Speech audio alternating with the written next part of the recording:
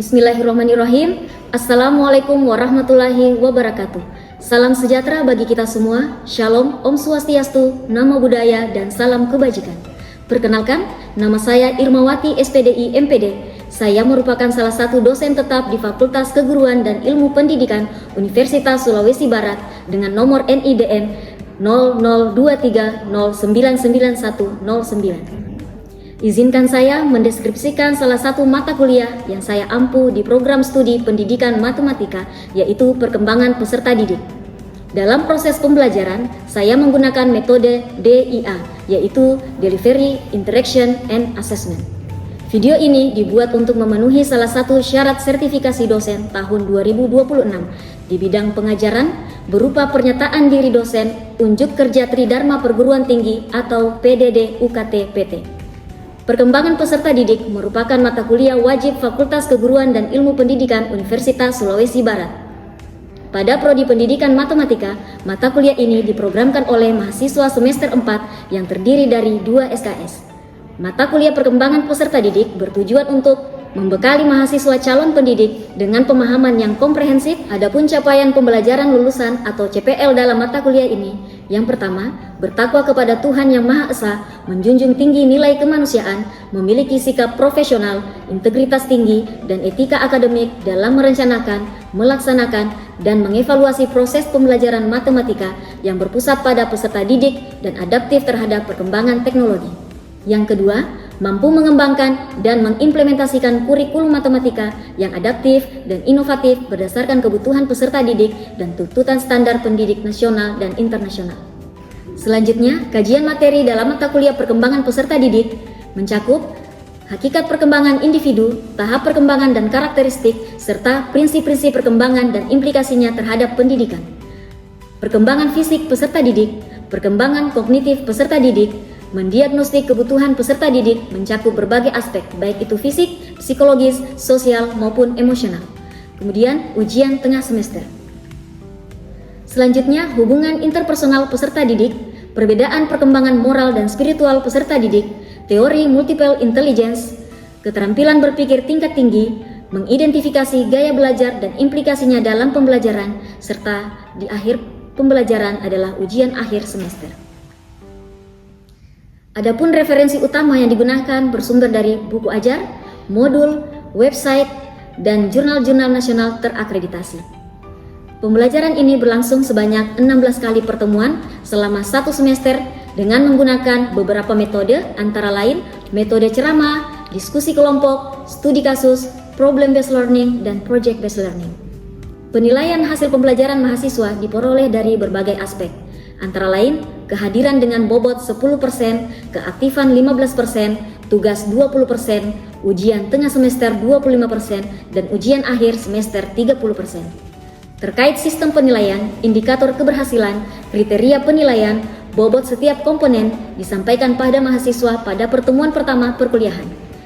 Penilaian dilakukan berdasarkan bukti kinerja mahasiswa melalui observasi selama proses pembelajaran, hasil penugasan, presentasi, diskusi, proyek, maupun hasil ujian. Demikian deskripsi singkat dari mata kuliah perkembangan peserta didik. Berikut ini cuplikan proses pembelajaran yang dilaksanakan secara tatap muka di kelas. Selamat menyaksikan. Wassalamualaikum warahmatullahi wabarakatuh. Bismillahirrahmanirrahim. Assalamualaikum warahmatullahi wabarakatuh. Waalaikumsalam warahmatullahi wabarakatuh. Apa kabarnya hari ini? Baik. Oke, alhamdulillah semuanya diberikan nikmat kesehatan sehingga kita bisa hadir bersama untuk perkuliahan hari ini. Tentunya sebelum perkuliahan kita mulai, saya meminta kesediaan ketua tingkat untuk memimpin doa sebelum memulai pembelajaran. Silakan ketua tingkat. Sebelum kita mulai pembelajaran, kita berdoa terlebih dahulu. Berdoa kita sesuai dengan kebutuhan masing-masing. Doa dimulai. Oke, terima kasih ketua tingkat. Selanjutnya, teman-teman sekalian, Ibu sudah membuka absen siakat ya. Silakan teman-teman sekalian membuka siakatnya dan melakukan absensi. Oke, sudah? Oke. Selanjutnya, ada yang masih ingat tidak? Ibu bawa mata kuliah apa? Perkembangan peserta didik. Oke ya, perkembangan peserta didik. Ini adalah pertemuan kedua. Kemarin kita sudah pertemuan pertama. Di pertemuan pertama, Ibu sudah menjelaskan kontrak perkuliahan, kemudian tujuan atau mengapa pentingnya teman-teman sekalian mempelajari mata kuliah perkembangan peserta didik. Ada yang masih ingat apa tujuan kalian mempelajari mata kuliah peserta didik? Silakan Nurtakia. Jadi bertujuan membekali mahasiswa calon didik dengan pemahaman tentang karakteristik pendukung perkembangan mereka secara optimal.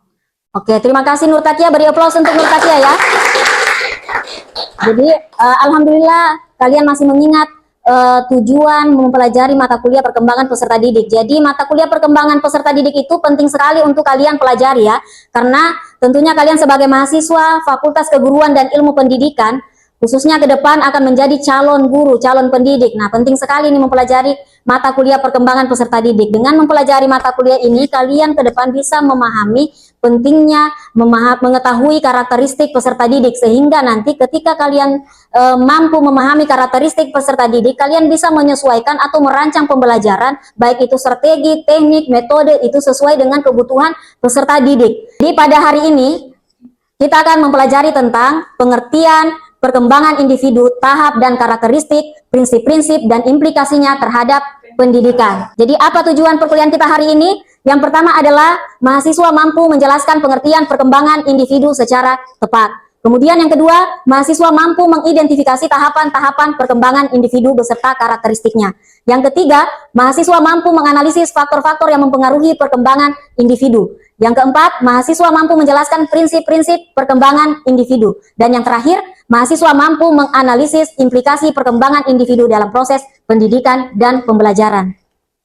Nah, di sini sebelum kita lanjut materinya, Ibu ingin bertanya apakah sebelum Ibu jelaskan apa itu perkembangan peserta didik atau perkembangan individu, di sini adakah yang tahu apa itu perkembangan individu dan bisa diberikan contoh, mungkin pernah mengamati atau dia alami sendiri ya, berdasarkan dia alami sendiri dari dalam kehidupan sehari-hari, pengalamannya dia merasakan adanya perkembangan. Mungkin ada di sini yang bisa memberikan, ya silakan Fitra ya, silakan Fitra. Jadi menurut saya perkembangan individu itu merupakan proses perubahan kemampuan, pola pikir serta sikap yang dimiliki oleh seorang individu itu sendiri dari lahir sampai akhir hayatnya. Nah, contoh yang saya bisa ambil itu dari diri saya sendiri. Nah, contohnya itu perubahan pola pikir dari masa SMP hingga sekarang kuliah. Nah, pada saat SMP itu saya cenderung menerima informasi seadanya dari guru, sedangkan sekarang pada saat kuliah itu apabila saya mendapatkan informasi, sudah bisa saya analisis dan bahkan bisa mencari sumber tambahan dan bisa mengemukakan pendapat saya sendiri. Oke, beri aplaus untuk Fitra ya. Jadi ternyata Fitra sudah sedikit ada gambaran mengenai apa itu perkembangan ya. Kemudian dia memiliki pengalaman, dia identifikasi bahwa dia mengalami perkembangan dari waktu ke waktu. Oke, kita masuk dari pengertian perkembangan individu. Tadi sudah dijelaskan oleh Fitra itu apa itu perkembangan. Jadi perkembangan individu adalah proses perubahan yang berlangsung secara bertahap, sistematis dan berkesinambungan menuju tingkat kematangan yang lebih tinggi, mencakup berbagai aspek kehidupan manusia. Jadi ya, mencakup berbagai aspek kehidupan manusia, baik itu dari usia 0 sampai perkembangan ini berlangsung sepanjang hayat, ya, sepanjang hidup, ya, sepanjang hidup. Entah usia 40 tahun masih terus mengalami perkembangan. Kemudian itu maksudnya di sini bertahap, sistematis dan berkesinambungan. Ibu ambil contoh ya. Di sini ada yang punya adik yang masih usia 1 tahun, ada. Nah, pasti kalian melihat ketika dia belajar berjalan. Sebelum dia belajar berjalan, dia dulu melatih balik kanan, balik kiri, tengkurap ya, tengkurap. Kemudian tahap selanjutnya adalah dia belajar merangkak. Walaupun model merangkapnya beda-beda, yang penting merangkap entah model begini, atau dia ngesot-ngesot. Ya, itu model, itu namanya belajar merangkap, istilahnya. Kemudian baru dia belajar berdiri. Belajar mulai berdiri, kemudian belajar pelan-pelan 1 langkah, 2 langkah. Dan biasanya ada yang bertukar ya, ada yang tidak bisa membedakan apa itu perkembangan, apa itu pertumbuhan, dan apa itu kematangan ya. Kalau pertumbuhan, apa silakan bantu dibaca, apa pertumbuhan? Merupakan perubahan fisik yang dapat diukur, contohnya yaitu tinggi dan berat badan bertambah. Oke, kalau kematangan? Kematangan merupakan kesiapan biologis untuk melakukan sesuatu kemampuan. Kemudian perkembangan? Perkembangan merupakan perubahan kemampuan fisik dan psikis menuju kedewasaan, contohnya remaja mulai mampu berpikir abstrak.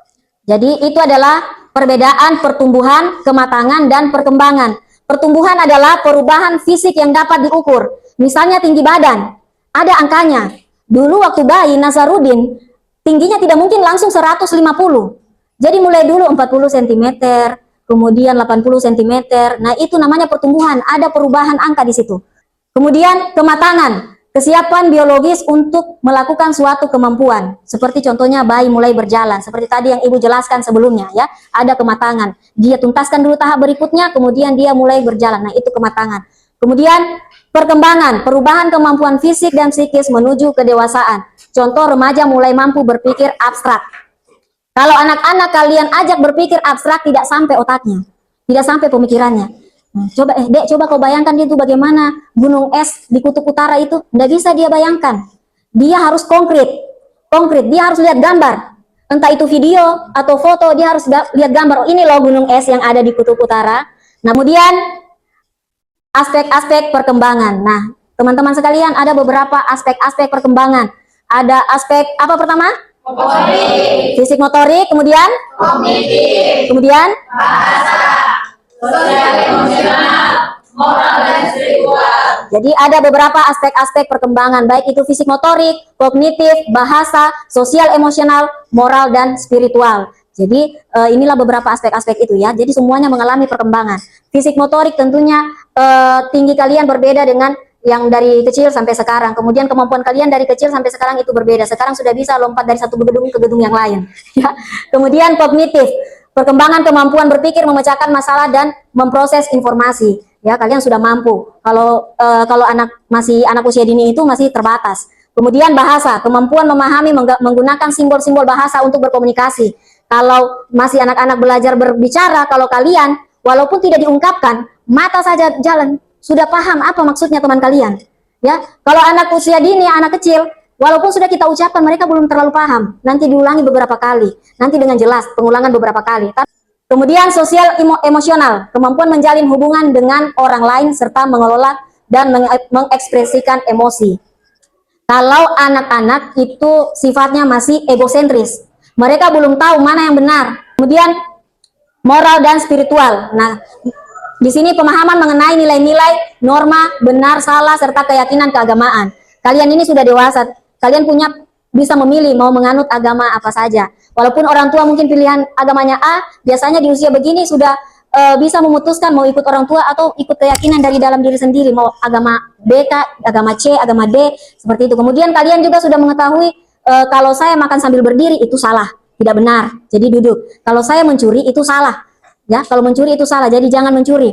Kalau saya melakukan ini, nanti jejak digital itu akan parah sekali, walaupun sudah 10 tahun yang akan datang, masih akan terlihat di masa yang akan datang. Oh, jangan saya lakukan. Jadi kalian sudah pahami benar atau salahnya. Tetapi kalau yang usia yang masih di bawah itu usia 0 sampai 6 tahun masih susah sekali ya untuk diberitahukan benar atau salah. Mereka masih egosentris tadinya. Kemudian lanjut ke faktor-faktor yang mempengaruhi perkembangan. Ya, tentunya dalam proses perkembangan ada faktor-faktor yang mempengaruhi. Coba Intan dibacakan apa saja faktor-faktor yang mempengaruhi?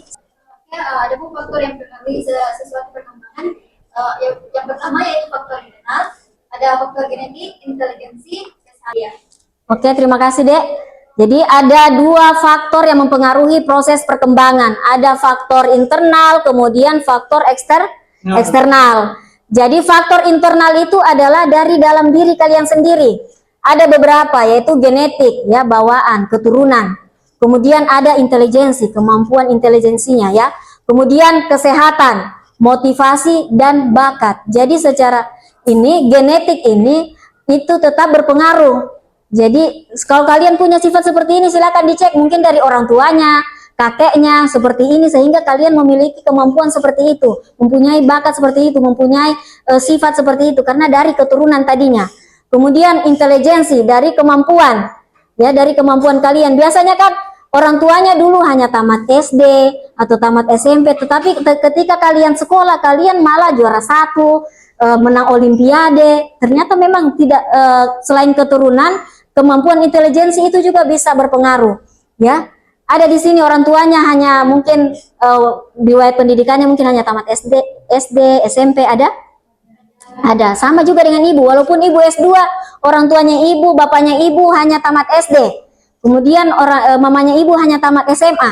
Tetapi alhamdulillah kakaknya ibu yang cowok pernah juara 1 Olimpiade Kimia sekabupaten Donggala pada saat itu. Kalau ibu alhamdulillah sekarang menjadi dosen, ya seperti itu. Jadi tidak melihat latar belakang orang tua, ternyata nasib seseorang itu bisa berubah. Jadi jangan hanya berpatokan malumlah orang tua aku begini. Jadi bisa digapai ya, seperti itu. Kemudian kesehatan. Kesehatan ini tentunya berpengaruh dek, berpengaruh terhadap perkembangan. Misalnya kan kalau lihat bayi dek, ada kan biasa bayi itu ada kelainan. Misalnya ada hidrosefalus, ya hidrosefalus itu yang besar kepalanya, ya yang besar kepalanya itu perkembangannya akan lambat. Jadi di usia 3 bulan, 4 bulan bayi sudah bisa tengkurap, dia belum, masih bisa baring saja, masih bisa baring. Jadi adanya keterlambatan. Jadi kesehatan itu berpengaruh, ya. Dan bukan berarti dari bayi saja. Mungkin ketika ini saat ini silakan dijaga dengan baik kesehatannya deh. Karena kesehatan itu berpengaruh, bisa jadi pengaruh kesehatan menurun kemampuan yang sudah kalian dapatkan, perkembangan yang kalian dapatkan akan menurun. Kemudian bakat. Nah, bakat ini biasanya tahu tidak ada anak kecil yang siapa namanya itu kalkulus ya, yang itu suka pelajaran matematika dari bayi, dari usia kenkulus, ya kenkulus namanya. Bayangkan usia yang masih belum cukup 1 tahun, dia sudah hafal rumus-rumus, dia suka belajar matematika, ya itu namanya bakat, dia dapatkan dari kecil. Ada juga satu ibu lihat itu dia masih usia 1 tahun, dia mampu menggambarkan apa yang ada di pikirannya. Dia menggambar ini teman bermain, dia gambar orang bermain ini. Kemudian faktor eksternal ini dari luar diri kalian ya, ini dari luar. Pertama adalah keluarga, kemudian sekolah, teman sebaya, budaya dan media. Kemudian di sini ada beberapa fase, ciri khas perkembangan di tiap fase ya. Ciri khas perkembangan tiap fase itu ada masa kanak-kanak, kemudian masa remaja dan masa dewasa. Pada masa kanak-kanak pertumbuhan fisik pesat, ya masa kanak-kanak itu bajunya cepat sekali kekecilan. Baru dibelikan ini 2 bulan kemudian sudah kesempitan, ya. Kemudian di masa remaja itu adanya pubertas, perubahan fisik, kemudian pencarian jati diri, emosi belum stabil dan mulai berpikir abstrak, rasa mandiri. Kemudian prinsip perkembangan individu itu ada beberapa, yaitu sepanjang hayat atau berkesinambungan, kemudian berurutan dan sistematis, hereditas dan perbedaan individual. Kemudian prinsip perkembangan masih lanjut ya, dari sederhana ke kompleks, dari yang sederhana menjadi yang lebih kompleks lagi, lebih sempurna lagi. Kemudian perkembangan itu bersifat holistik, artinya menyeluruh ya. Holistik itu artinya menyeluruh, bukan setengah-setengah, tapi menyeluruh. Kemudian di masa remaja, diskusi dan debat. Nah, kalau anak PAUD tidak bisa diskusi dan debat, belum bisa. Nah, Dek coba kau ini, ibu kasih tema ini, debatnya di situ. Nah, tidak bisa anak PAUD kan. Kemudian project based learning, ya project based learning, problem solving dan critical thinking. Mereka sudah mulai itu SMP, SMA, apalagi kalian ini sudah bisa juga menerapkan ini. Oke, selanjutnya ini ada tugas ibu berikan. Ini ada studi kasus 3 nomor. Silakan, kemarin kan sudah ibu berikan, kita sudah ibu bagi kelompok ya, sudah ibu bagi kelompok. Silakan duduk berdasarkan kelompoknya. Kemudian ini di scan, ada terdapat 3 pertanyaan di dalamnya. Silakan kalian diskusikan, kira-kira jawabannya seperti apa. Kemudian nanti dipresentasikan, oke? Bisa dipahami maksud ibu? Ibu kasih waktu 10 menit untuk diskusi dengan teman-temannya, oke? Silakan, kalau sudah di scan, silakan dijawab pertanyaannya. Diskusikan dengan temannya, seperti apa jawabannya. Ini sebenarnya yang kalian alami sehari-hari sebenarnya ya, waktu sekolah pasti kalian pernah mengalami demikian. Dimengerti semua pertanyaannya?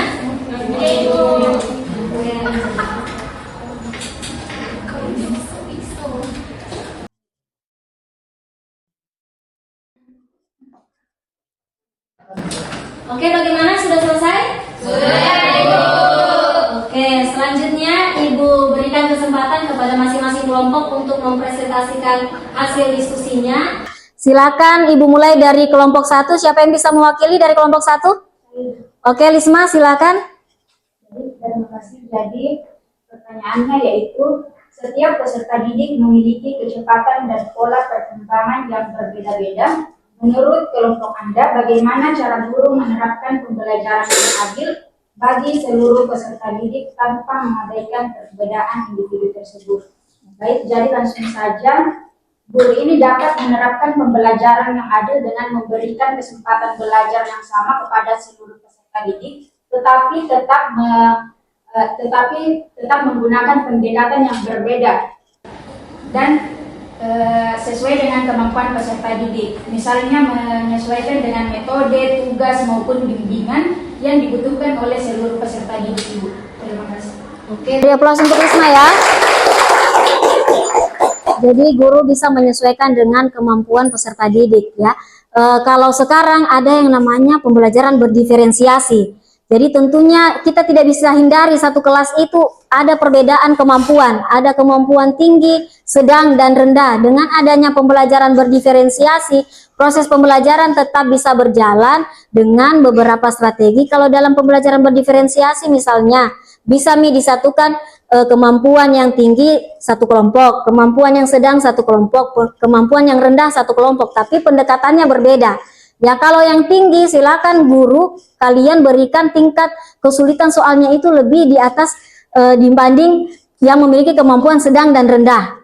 Ya, seperti itu supaya mereka, karena kalau yang tingkat kesulitannya itu rendah, mereka cepat menjawabnya. Jadi berikan materi yang sulit, istilahnya soal yang sulit, sehingga mereka tidak akan mengganggu teman-temannya yang memiliki kemampuan sedang dan rendah. Kemudian yang sedang bisa kemampuan tingkat kesulitan soalnya itu sedang, kemudian bisa didampingi oleh gurunya sesekali.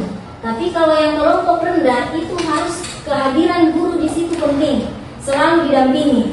Ya, kalau yang kemampuan tinggi tidak selalu mesti didampingi, hanya sekali-sekali saja. Kalau ada yang ingin ditanyakan, baru memanggil ibu mau bertanya baru ke situ. Tapi kalau yang kemampuan rendah selalu didampingi oleh gurunya, kehadiran gurunya itu sangat penting di situ.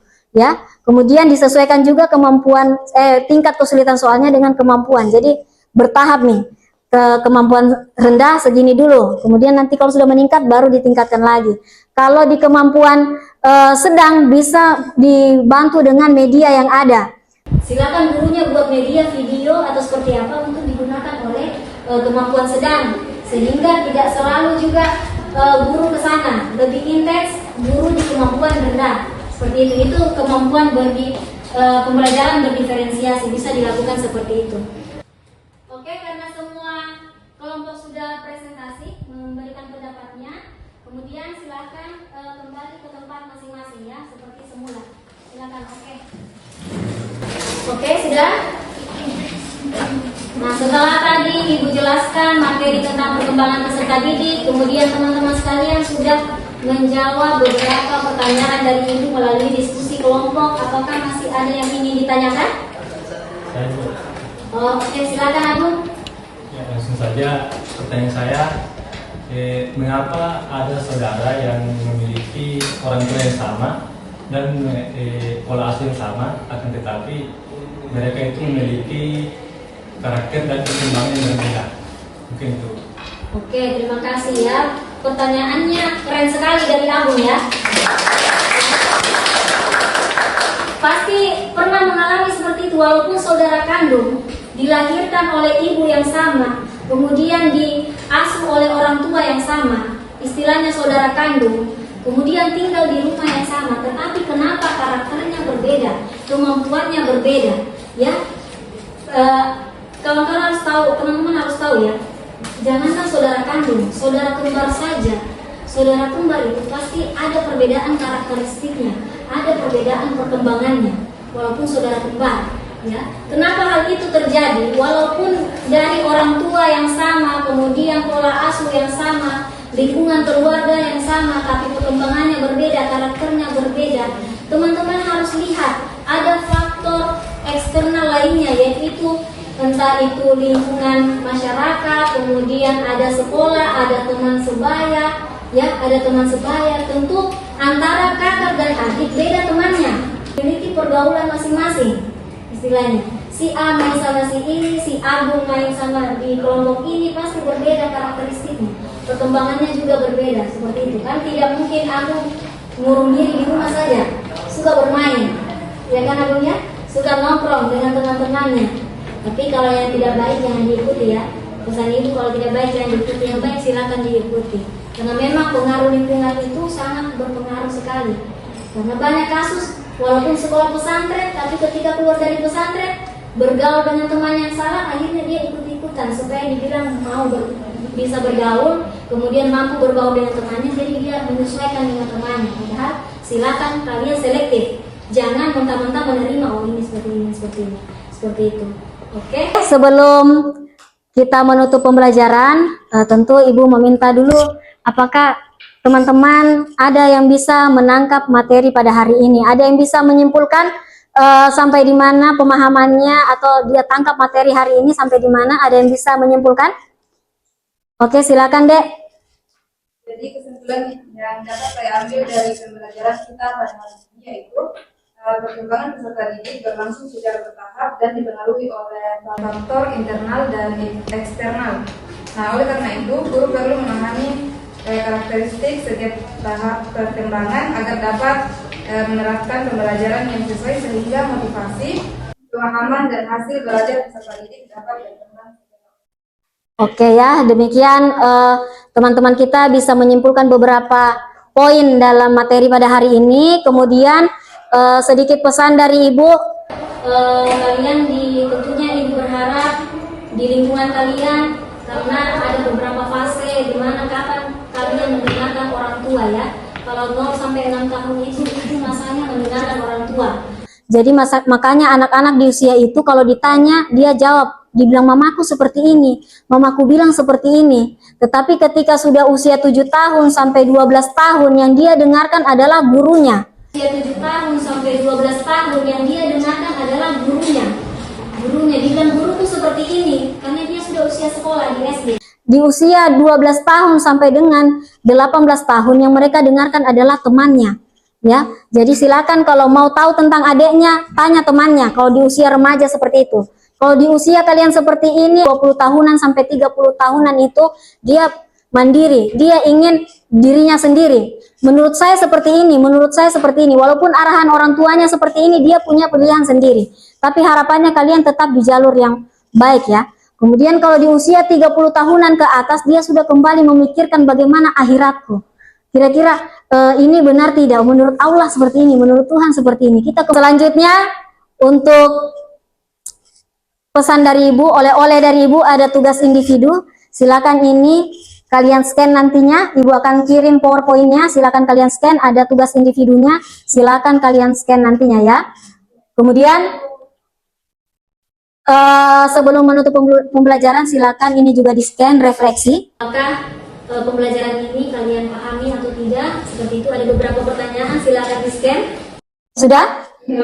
Kemudian untuk pertemuan minggu depan silakan dibaca materi tentang perkembangan fisik peserta didik ya, perkembangan fisik. Jadi untuk tugas individu kalian silakan observasi mengamati perkembangan fisik, kognitif, bahasa peserta didik di sekitar kalian, 1 atau 2 orang saja ya, 2 orang saja, 2 anak saja yang kalian observasi, sehingga nantinya di pertemuan berikutnya kalian punya gambaran bagaimana perkembangan fisik peserta didik di usia-usia tertentu, di rentan usia tertentu. Bisa dipahami?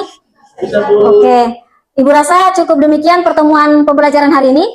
Tentunya lebihnya datang dari Allah Subhanahu wa taala, kurangnya datang dari Ibu. Ibu akhiri, tapi sebelum itu silakan ketua tingkatnya berdoa dulu sebelum kita menutup pembelajaran. Oke, sebelum kita mulai, maka kita berdoa terlebih dahulu, doa sesuai kepercayaan masing-masing. Doa dimulai. Oke, alhamdulillahirabbil alamin. Untuk pembelajaran hari ini Ibu ucapkan wassalamualaikum warahmatullahi wabarakatuh. Waalaikumsalam warahmatullahi wabarakatuh. Oke, terima